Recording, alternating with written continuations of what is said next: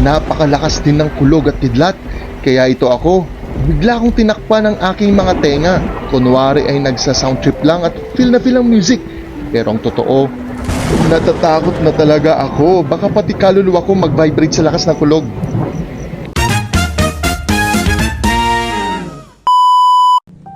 Hello mga kaibigan! May panibagong istoryahin na naman tayo for today. At for today's ganap, papunta tayo sa isang debut celebration dahil ako ang napiling mag-host sa espesyal na okasyong ito. Dahil malapit lang naman ang venue sa bahay, naglakad na lang ako. Tipid na, exercise pa! Habang naglalakad, iniisip ko na rin kung paano ko patatawanin ang mga bisita mamaya. Sana lang hindi ako maunang kabahan. Pagdating ko sa venue, may mga tao na rin akong nadatnan. Maayos na rin nakaset up ang stage. Pati nga ang mga lamesa at upuan, okay na rin. Talagang ramdam ng excitement dahil unti-unti nang nabubuhay ang buong lugar. Una kong nilapitan ang sound system operator para ipacheck ang music na gagamitin ko sa opening spiel. Buti na lang at okay naman ang tugtog. Malinaw ang sounds at walang sabit.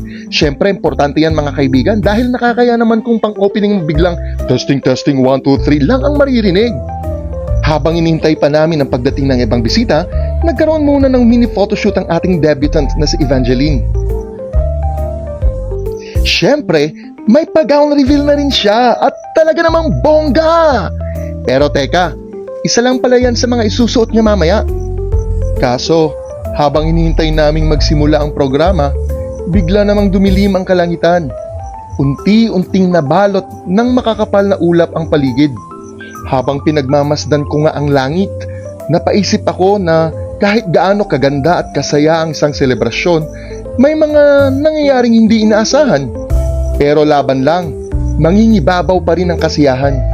Dahil dyan, nireview ko muna ulit ang script ko. Habang unti-unting dumidilim ang kalangitan, paulit-ulit kong binasa ang aking notes para masiguradong maayos at walang sabit ang bawat linya. Kailangan magawa ko ng tama ang trabahong ibinigay sa akin. Ilang minuto na lang at magsisimula ng programa, kaya naman umakyat na ako sa stage. Nako, grabe, napakaganda ng setup at dekorasyon, parang pang fairy tale ang dating. Pero biglang bumuhos ang napakalakas na ulan. Sa isang iglap, parang nag-iba ang mood ng paligid. Kanina ay handa na ang lahat. Tapos ngayon ay sabay-sabay kaming nagkatinginan, parang nagtatanong kung itutuloy pa ba o hindi na. Napakalakas din ng kulog at kidlat, kaya ito ako. Bigla kong tinakpan ang aking mga tenga.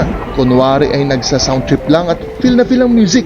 Pero ang totoo, natatakot na talaga ako. Baka pati kaluluwa ko mag-vibrate sa lakas ng kulog.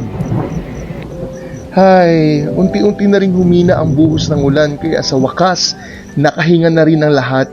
Kahit gabi na, nagkanya-kanya ulit ng ayos sa venue. Talagang walang ulan ang kayang pumigil sa selebrasyon. Nang maging maayos na muli ang lahat, itinuloy na rin namin ang programa. Hindi man nasunod ang orihinal na plano, naging matagumpay pa rin ang debut. At sa kabila ng ulan at kaba, mas lalo itong naging unforgettable kay Evangeline at para sa akin dahil first time kong makaranas ng ganitong klaseng hosting experience. Narealize ko sa tunay na buhay, hindi talaga natin maiiwasan ang mga unos at pagsubok na dumarating ng hindi inaasahan. May mga pagkakataong parang gusto mo nang sumuko dahil hindi nasusunod ang mga plano mo. Pero sa kabila ng lahat, doon mo mararamdaman ang kabutihan ng Panginoon dahil kahit pagod ka na, bibigyan ka pa rin niya ng lakas para magpatuloy. At minsan, pagkatapos ng pinakamadilim na sandali, mas lalo mong makikita kung gaano siya naging tapat sa iyo sa buong panahon. Kaya ikaw kaibigan, sa gitna ng unos at pagsubok, huwag mawawala ng pag-asa. May Diyos na laging gumagabay at sa tamang panahon, sisikat din ang liwanag pagkatapos ng ulan. Hanggang sa muling istoryahe kaibigan! Bye!